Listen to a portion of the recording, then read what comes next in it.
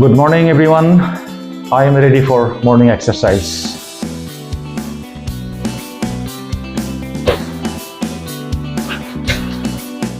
गसाइगावआव अखा हादों. It is raining now. अब्लाबो फुङाव सिखारनाय एक्सारसाइज खालामनाय बेखौ जोङो लाइफनि फेशन मोनसे फेशन स्टाइल लाइफ स्टाइल खालामनानै लानांगोन.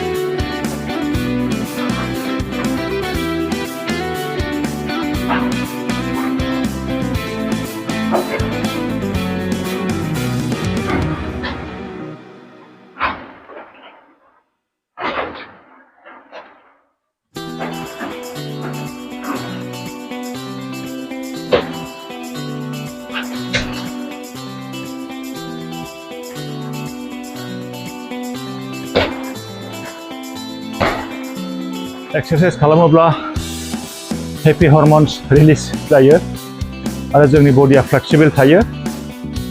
बेनिखायनो जोंनि देहाखौ जोङो प्रायरिटाइज खालामनांगोन, इम्परटेन्स जों होनांगोन.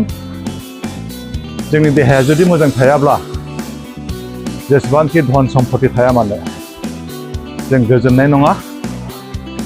जेसेबांखि दामि गारि, न' गोजौ गोजौ बिल्डिं, थाखा फैसा, हा हु बेखौ लानानै जों गोजोननाय नङा. नाथाय बोथिसे ओंखाम जानानै जोङो गावनि देहाखौ मोजाङै लाखिनो हायोब्ला बेयावनो जोंहा गोजोननाय दङ.